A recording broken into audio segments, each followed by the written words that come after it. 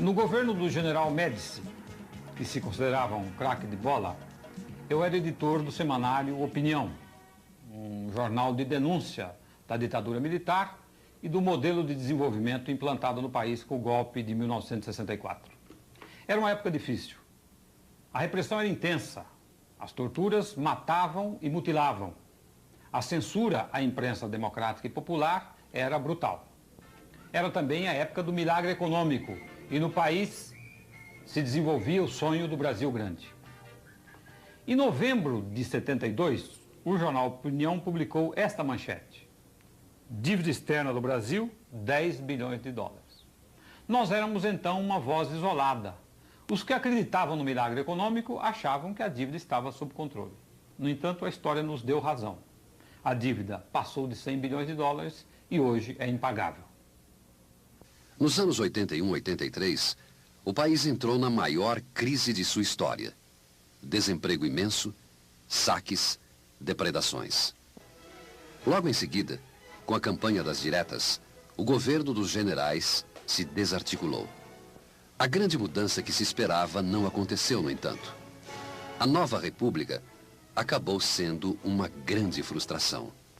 Os problemas sociais se agravaram e no país ressurgiram com força, disfarçadas em novas roupagens, propostas que pareciam mortas no passado. Com o golpe de 64, nossa elite impediu as reformas e prometeu o desenvolvimento com o auxílio do capital estrangeiro, sem crises, duradouro. É uma tese antiga em nossa história. Otávio Mangabeira, deputado da UDN na Constituinte de 46, chegou a beijar a mão do presidente americano Eisenhower. A cena de Juscelino estendendo a mão pedinte a Foster Dulles, secretário de Estado dos Estados Unidos nos anos 50, foi até tema de música de carnaval.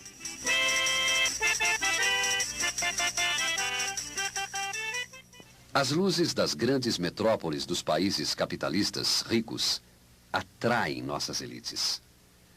Mesmo países que haviam tentado construir o socialismo parecem seduzidos pela mesma miragem. Com as eleições de 89, volta-se a tese de que a salvação é abrir o país. De novo, vende-se a ideia de que a solução virá de fora e que a salvação está nas mãos de um iluminado. Desta vez, sem farda, que caçará os corruptos e defenderá as cores de nossa bandeira.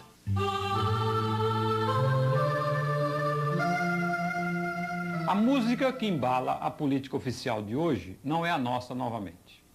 Hoje eles dizem: o problema é o Estado, grande e ineficiente. É preciso cortar funcionários ociosos, reduzir os desperdícios das estatais, é preciso abrir o país para o capital estrangeiro.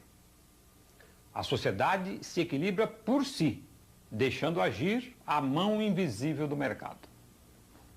Este vídeo vai lhe mostrar que este é um discurso interesseiro, isso é uma maracutaia.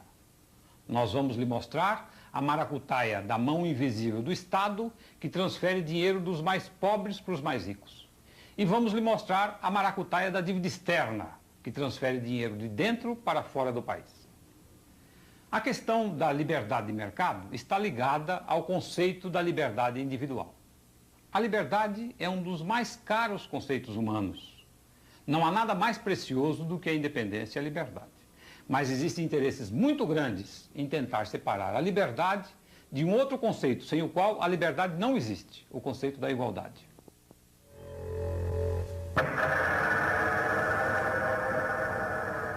É na segunda metade do século XVIII, no processo de luta da burguesia nascente contra os grandes senhores de terra, cheios de direitos e regulamentos, que se consolida a ideia da importância da livre iniciativa.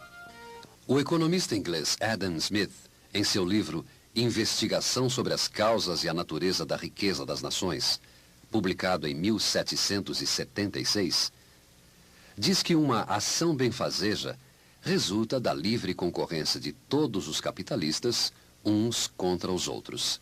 Ele diz: a mão invisível do mercado, a busca do interesse de cada um, equilibra a sociedade.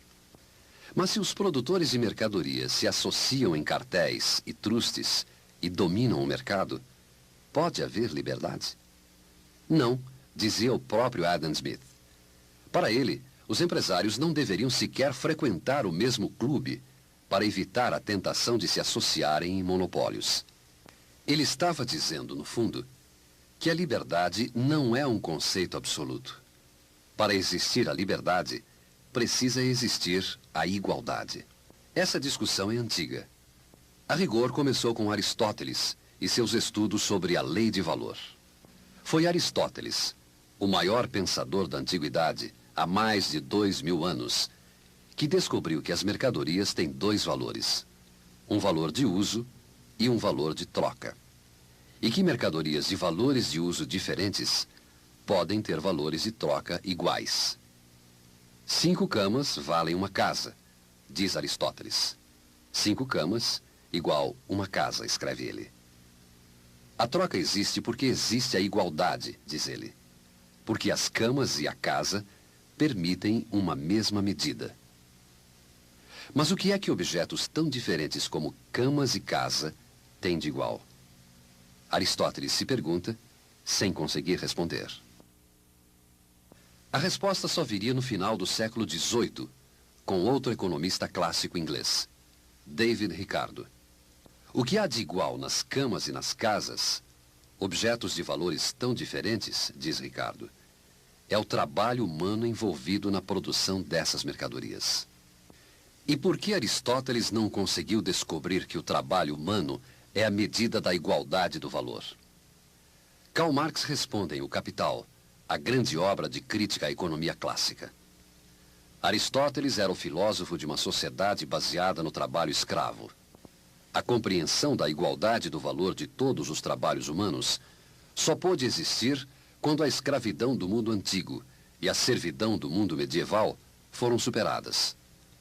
A partir do momento em que a igualdade política entre todos os homens se afirmou. O patrão é igual ao operário. O latifundiário vale tanto quanto o camponês.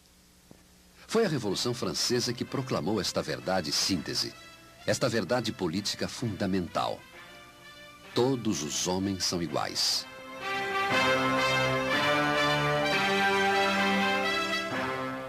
Duzentos anos após a Revolução Francesa, no entanto, por que as desigualdades efetivas são tão brutais? Por que uma minoria pode se deslocar livremente pelo mundo, gozando de todos os prazeres, e uma maioria imensa vive tão grandes privações?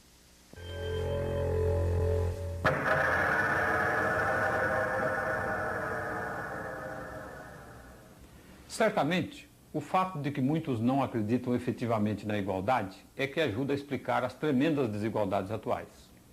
Aceita-se a ideia da igualdade política apenas parcialmente. Todos são iguais, mas para eleger um salvador da pátria. Para governar, não. Governar é tarefa para homens cultos e iluminados. No final da ditadura, um grande grupo de pessoas publicou esta obra, O Retrato do Brasil, uma espécie de coletânea dos grandes problemas brasileiros. No Retrato Brasil, no seu capítulo final, nós publicamos este gráfico, o gráfico do PIB, o Produto Interno Bruto, a soma de todos os bens e serviços produzidos no país. O gráfico mostra uma extraordinária ligação entre política e economia, e nós o usamos para combater a ideia de que existe um salvador da pátria. A história do Brasil é determinada pela honestidade e competência dos grandes homens que nos governam. É o que se pensa. Getúlio fez a revolução. Getúlio deu golpe. Getúlio voltou. Getúlio morreu. Juscelino fez Brasília. Jânio vem aí. Jango caiu. Médici fez o milagre. Tancredo morreu. E o país está perdido. Vejam nossa história, porém, como se fosse a evolução do PIB. Não é uma reta para o abismo, nem para as alturas. Tem altos e baixos, que correspondem à nossa política com bastante precisão. 1930. No Brasil repercutiu a quebra da Bolsa de Nova York e a crise se alastrou. Aqui houve uma revolução. O governo da Aliança Liberal, chefiado por Getúlio, tomou o poder. 1945. Guerra Mundial. Queda da ditadura do Estado Novo. 1954. O PIB dá uma resvalada para baixo e quase despenca. Getúlio suicida-se. 1964. Estagnação econômica. Crise. Golpe militar. Tem início os governos militares pró-americanos. Começo dos anos 80. Crise enorme. Queda do governo militar. Nova República.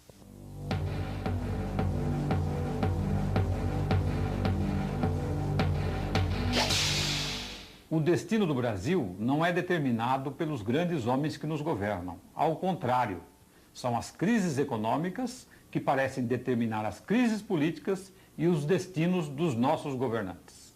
Vejam dois exemplos. Nos tempos do milagre, o Brasil ganhou a Copa e Médici era o maior. Arena, o partido oficial, ganhou disparado as eleições. Depois, quando veio a crise, o PDS, que sucedeu a Arena, praticamente desapareceu. O mesmo aconteceu com o PMDB. Quando o presidente Sarney congelou os preços no plano cruzado, Sarney era saudado pela multidão por onde passasse.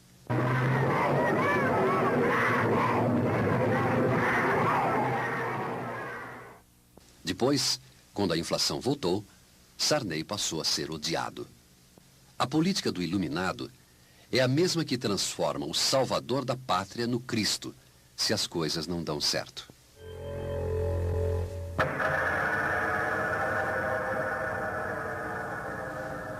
Examinemos agora a teoria de que o capital estrangeiro poderá salvar nossa pátria.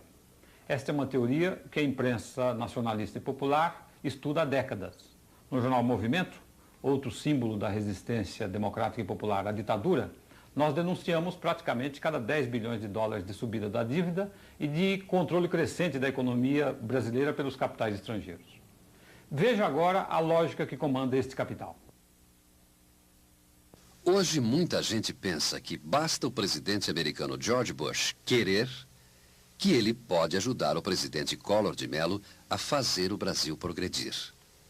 Que basta o presidente Collor de Mello se dispor que ele fará com que os capitais estrangeiros corram para a nossa pátria. O movimento dos capitais internacionais, no entanto, está ligado a ações do centro e não da periferia do sistema capitalista. Se a taxa de juros real cai nos países centrais, o interesse por aplicações mais rentáveis empurra esses capitais para fora. Se, ao contrário, a taxa de juros real sobe, o movimento é inverso. Os capitais fluem para o centro. Observe o movimento efetivo da taxa de juros real nos países capitalistas centrais. Esta é a prime rate, a taxa de juros real cobrada pelos grandes bancos de Nova York. Ela cai dos anos 60, época do golpe, até meados dos anos 70. É este o período em que os capitais vêm para o Brasil. A partir de meados dos anos 70, a tendência se inverte. A taxa de juros nos Estados Unidos dispara para os níveis mais altos da história do capitalismo. É este o período em que os capitais saem do Brasil. O período em que o nosso país começa a pagar a sua dívida externa. Como se vê, pensar que o Brasil pode determinar o sentido do movimento dos capitais internacionais é um engano tão grande quanto pensar que foram os índios que chamaram Cabral para descobrir nossa terra.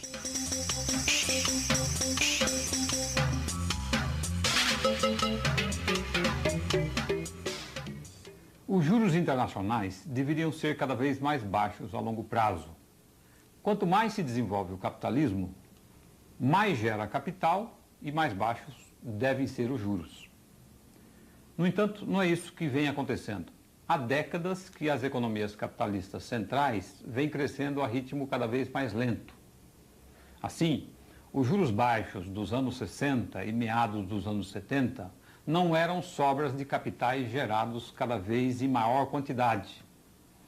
Os juros baixos decorriam de um desajuste estrutural dessas economias. Vejam como sobe exatamente nessa época, por lá, a inflação. Os que deram o golpe contavam com o capital estrangeiro como capitais saudáveis que iam nos salvar.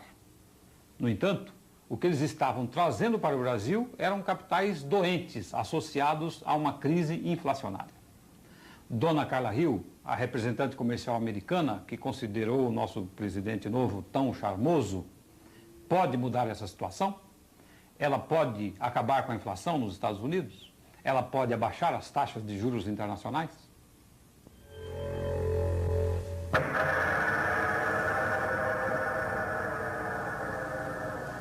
Quando fez sua campanha para presidente dos Estados Unidos em 1979, Ronald Reagan era também um campeão da liberdade do mercado, da redução do Estado. A que se deve a inflação alta e a desorganização da sociedade americana? Ao déficit público, o tamanho excessivo do Estado e o excesso de gastos, Reagan dizia. O que fazer para organizar? Cortar o déficit. Não é o que aconteceu. Observe-se. Nos 200 anos de George Washington a Reagan, a dívida pública americana vai de 0 a 1 trilhão de dólares. E nos 8 anos de Reagan, o déficit pula para 3 trilhões. Reagan fez um ajuste. Mas o ajuste dos conservadores tem uma retórica. O Estado gigante prejudica a todos de modo igual. E tem a prática. O Estado comandado pelo capital financeiro corta certos gastos na área social e eleva outros, o pagamento de juros. Observe o orçamento do governo Bush para 1990. O déficit é gigantesco, 151 bilhões de dólares, mais que toda a dívida do Brasil. E a que ele se deve? Ao pagamento de juros. Veja, 169 bilhões em 1990, mais de 10 vezes os gastos com ciência e tecnologia, mais de 10 vezes os gastos com conservação de energia e meio ambiente. Para entender a ação do Estado hoje, é preciso entender primeiro que o Estado capitalista de hoje não é o de Adam Smith. A liberdade dos mercados também é muito diferente, especialmente na área financeira. Antigamente, mesmo a moeda era privada e livre. Até o começo do século, às vezes sobrava dinheiro, mas às vezes também faltava. Havia inflações perigosas, como as de hoje. Havia quebras de banco, de empresas, da bolsa, provocadas por pânico no mercado.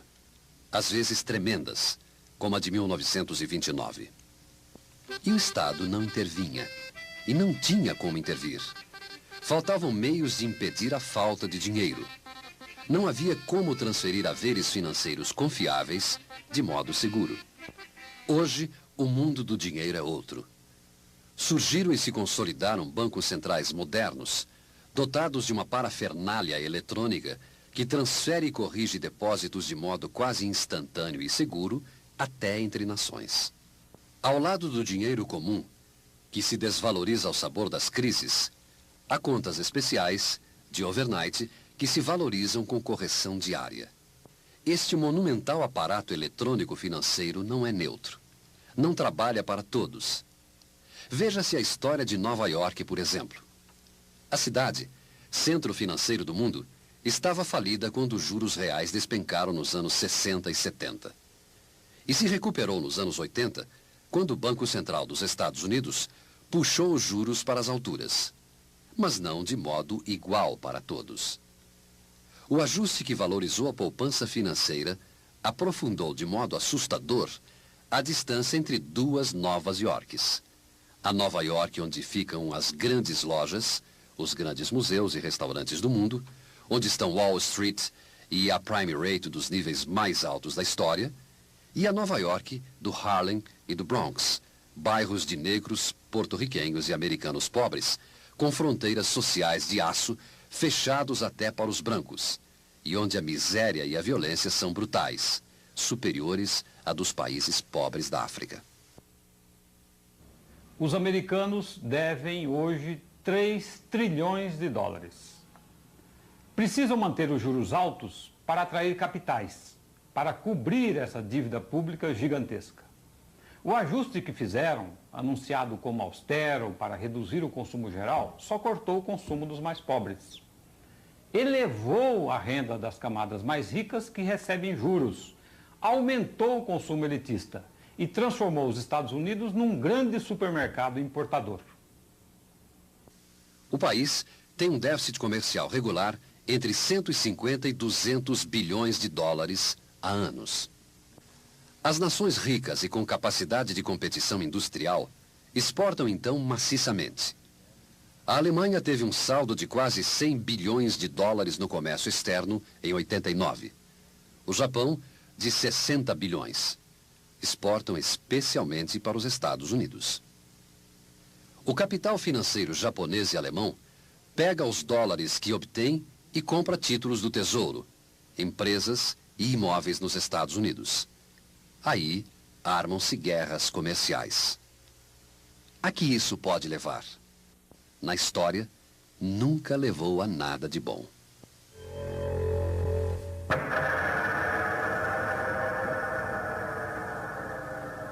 Estudemos mais detidamente a nossa história recente a partir da variação do índice que mede a produção brasileira, o PIB. Tracemos, em primeiro lugar, uma linha com o crescimento anual da nossa população. 3,5% no início dos anos 60, 2,3% agora. Para ver um mínimo de progresso material, é claro que a produção precisa estar acima do crescimento da população. Se a produção cresce menos que a população, há crise. As crises estão indicadas em vermelho. Da crise que antecedeu o golpe militar até agora, são 6 períodos. Uma recessão de 62, 63, quando o PIB cai abaixo do crescimento médio da população. Um período de consolidação do regime militar, entre 64 e 67, de crescimento lento. O período do milagre, de desenvolvimento sem precedentes, 11% ao ano em média. O período de descenso da economia, entre 74 e 80, com crescimento econômico médio de 7%, sustentado por grandes obras e investimentos estatais, basicamente. A crise de 81-83, quando o PIB chegou a cair em termos reais. E, finalmente, a situação atual, de 1984 a 1990, onde o crescimento econômico mal ultrapassa o aumento da população. Qual era a ideia inicial dos empréstimos? Era o Brasil grande. Os empréstimos vêm, impulsionam o crescimento. O país produz 10 milhões de carros por ano, por exemplo, como os Estados Unidos. Exporta sobras, exporta milhões de carros por ano, como o Japão. Quem fez a dívida pega os dólares obtidos com as exportações, paga os juros, paga a dívida e estamos todos felizes. Não foi o que aconteceu, no entanto. Primeiro, o país só cresceu bem na época do milagre. Depois foi caindo, de patamar em patamar. Segundo, acreditava-se que os juros internacionais seriam sempre baixos, mas os juros estouraram. Eles foram contratados a juros flutuantes, tomados na época dos juros mais baixos da história do capitalismo, mas para serem pagos na época dos vencimentos dos contratos, os anos 80. E nesses anos 80, graças ao ajuste da economia americana, os juros foram para as nuvens. Com isso, a dívida estourou. Terceiro, a dívida foi feita por uns, os particulares, e está sendo paga por outro, pelo Estado, ou seja, está sendo paga por todos. Os empréstimos vêm entre 68 e 73 para um milagre baseado na indústria estrangeira. Quem os toma? 70% é o capital privado. A ideia de pagar a dívida crescendo e exportando as sobras logo naufraga. Onde estão, então, os dólares para pagar? Entre 74 e 80, o Estado vai buscar. Quem devia em dólar se livra da dívida em dólar graças à ajuda do governo, que se endivida e rola a dívida. Nos anos 80, quando os juros altíssimos fazem a dívida inchar e a hora de pagá-la, 90% da dívida é federal. Até o Banco Central, que não comprou um parafuso lá fora, deve 40 bilhões de dólares.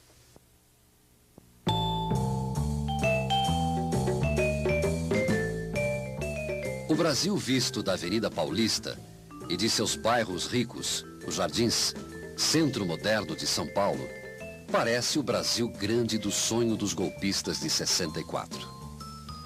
O que falta para chegarmos aos Estados Unidos e o Japão?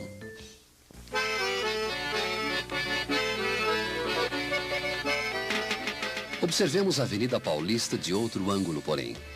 Do bairro de Piraporinha, zona sul da cidade, onde mora parte da população operária das grandes fábricas.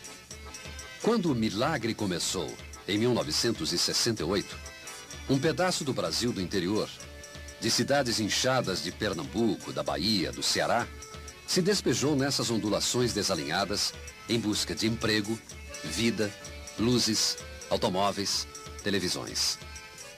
Entre 68 e 73, as fábricas se multiplicaram, o emprego cresceu.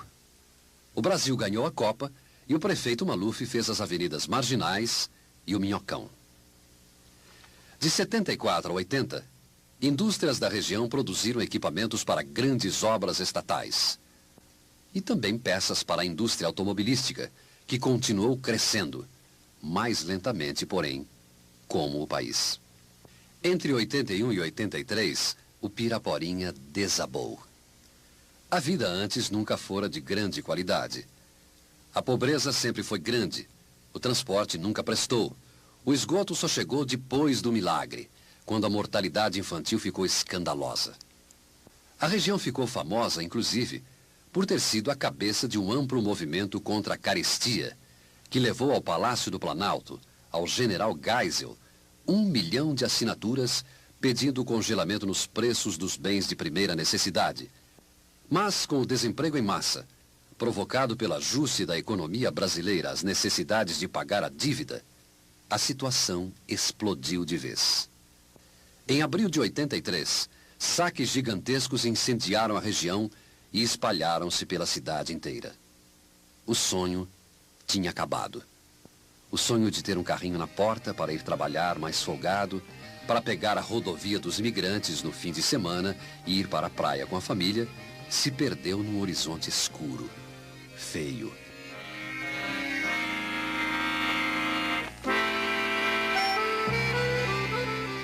Da Paulista, o panorama é outro.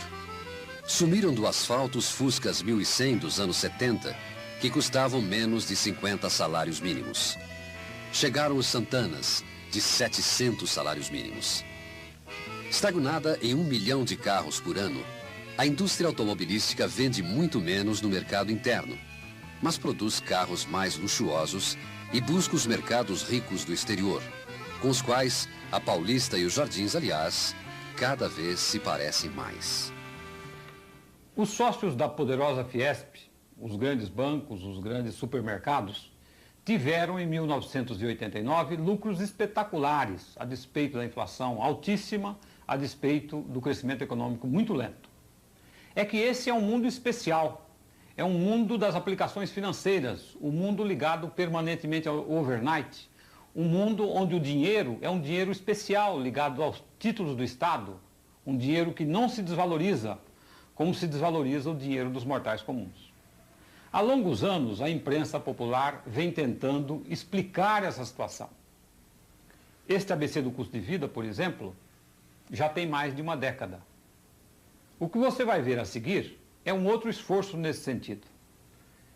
É algo que explica, no fundo, como se transfere dinheiro do Piraporinha para a Avenida Paulista e para Nova York.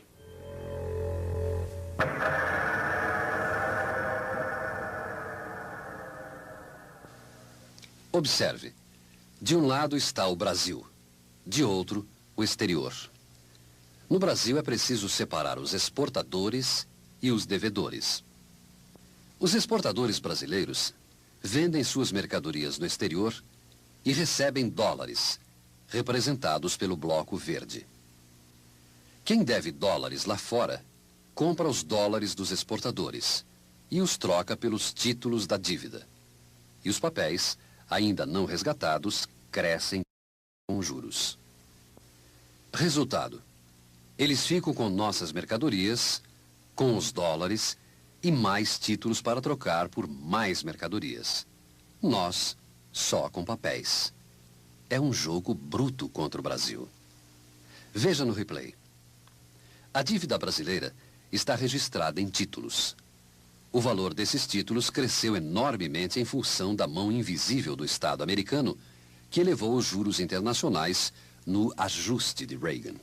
Assim, a dívida cresceu sem que o Brasil tivesse comprado uma máquina a mais. O pagamento da dívida se faz com mercadorias. Não dá para pagar enviando navios cheios de cruzados. São os exportadores brasileiros que vendem suas mercadorias no exterior e recebem em dólares. O devedor, que precisa dos dólares para pagar sua dívida no exterior, compra os dólares do exportador. Compra com cruzados, representados pelo bloco azul. Com estes cruzados, o exportador paga seus custos de produção, tira seu lucro. E os dólares voltam para o exterior em troca dos títulos da dívida brasileira. Mas como sobram ainda títulos a resgatar, seu valor volta a subir com os juros, a mão invisível do Estado americano, que altera seu valor em função de suas necessidades. E novas mercadorias devem ser feitas para exportação, produzindo um fluxo contínuo de riquezas de dentro do país para fora. Veja mais.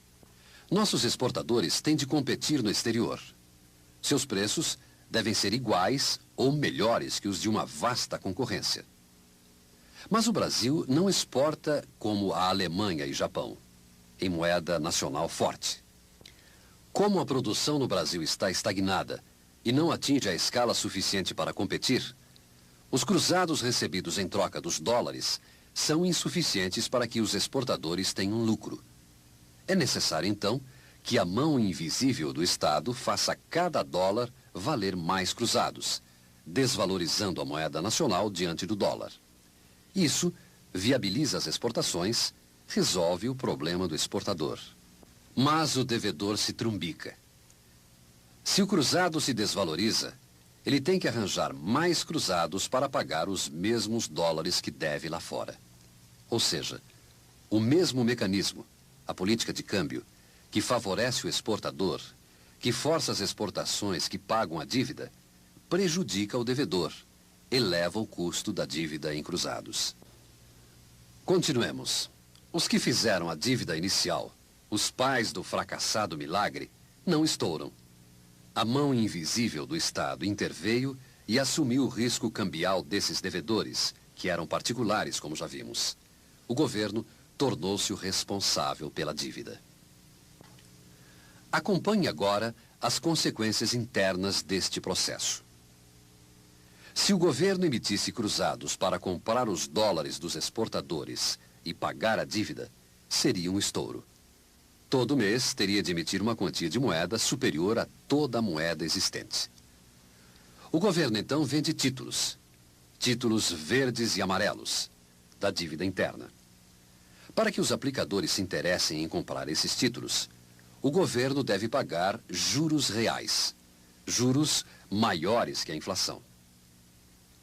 O pagamento destes juros, representados em vermelho, faz crescer a dívida pública mais ainda, o que exige maior emissão de títulos.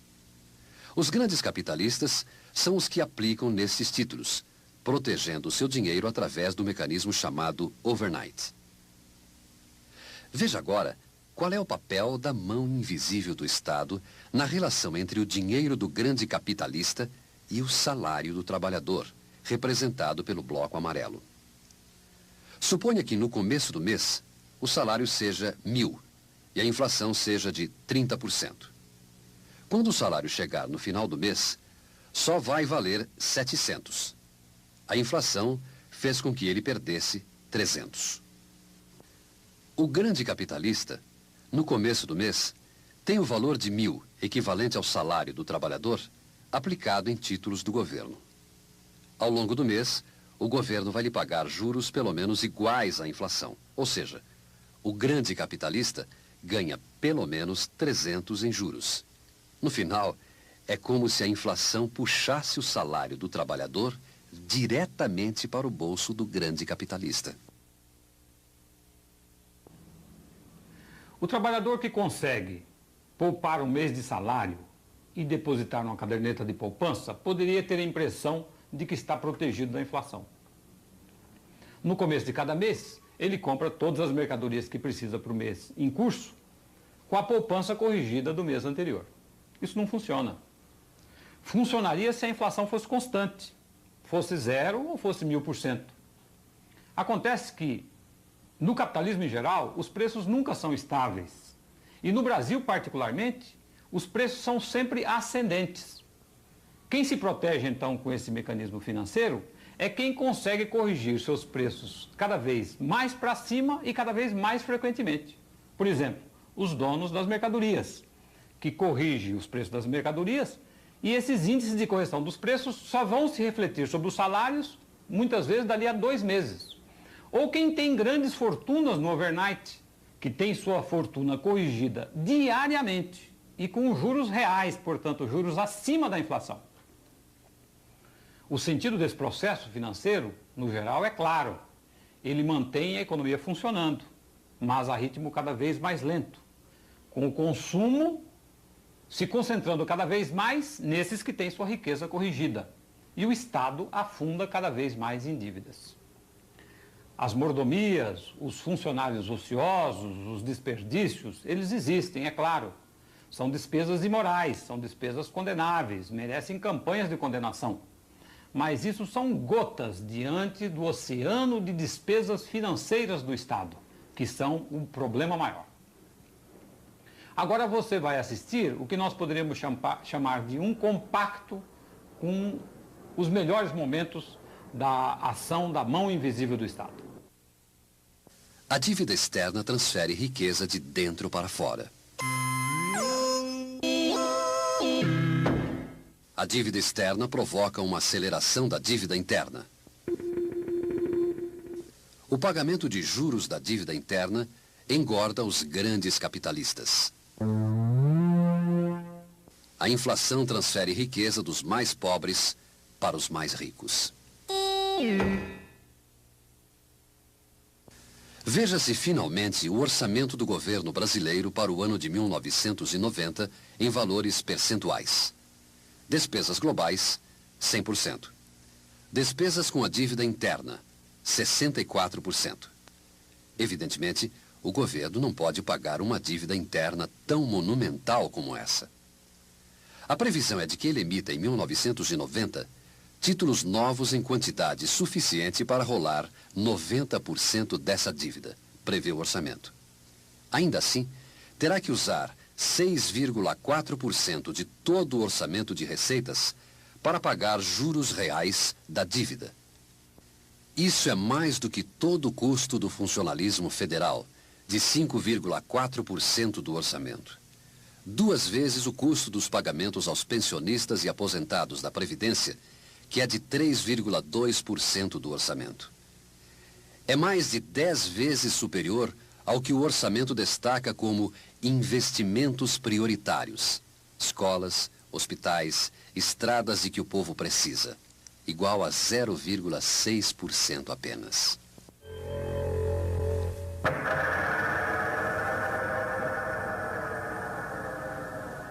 O conhecimento dos mecanismos de funcionamento da economia nacional tem inestimável valor político. E só são incompreensíveis, só acessíveis aos iluminados pelo destino, na palavra dos políticos conservadores, justamente porque esses políticos querem afastar os trabalhadores da política popular. E querem fazer isso porque querem levar adiante a política das elites. As dificuldades de entendimento das questões que os trabalhadores têm que ser compreendidas. Elas muitas vezes decorrem do próprio alinhamento a que a vida dos trabalhadores os submete. Por exemplo, os trabalhadores nunca ouviram falar em desvalorização cambial, não entesouram dólares. Muitas vezes só tem que carregar os fardos das mercadorias para exportar. Outras vezes, essa dificuldade decorre de um problema especial: a não compreensão do valor do conhecimento científico. Essa é uma dificuldade que precisa ser atacada de um modo particular. De um lado, é preciso reconhecer os sacrifícios enormes que um trabalhador tem de fazer para poder estudar as questões políticas e sociais, quando vive esmagado por um trabalho árduo, frequentemente estúpido, prolongado por horas de transporte em condições desumanas e encerrado em noites e fins de semana, vividos em habitações pessimamente servidas, onde nem se tem tempo e condições razoáveis sequer para uma reunião familiar em torno dos problemas mais fundamentais da vida. Por outro lado, o conhecimento científico dos problemas não é algo pronto e acabado que se possa repetir e seguir como os dogmas de uma religião. Também não é algo aceito e abençoado, que se possa repetir sem medo, tranquilamente, para pronta aceitação dos demais. O conhecimento científico exige coragem, disposição de luta, porque é preciso revelar ideias novas, e as ideias novas quase sempre surgem em luta contra as ideias velhas, portanto, num ambiente hostil. Acostumado a uma vida de sacrifícios e lutas, os trabalhadores podem perfeitamente compreender a necessidade de lutar também no campo das ideias, onde as correntes da escravidão, embora mais sutis, têm efeitos profundos. Adam Smith, grande pensador do início do capitalismo, tinha razão ao escrever contra os poderes dos estados monárquicos, semi-feudais, contra os latifundiários que viviam das rendas da terra.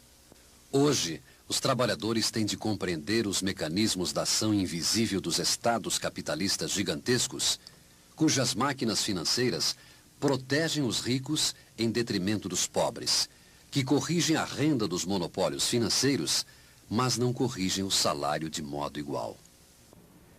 Foi a Revolução Francesa que estabeleceu a grande verdade da igualdade política entre os homens.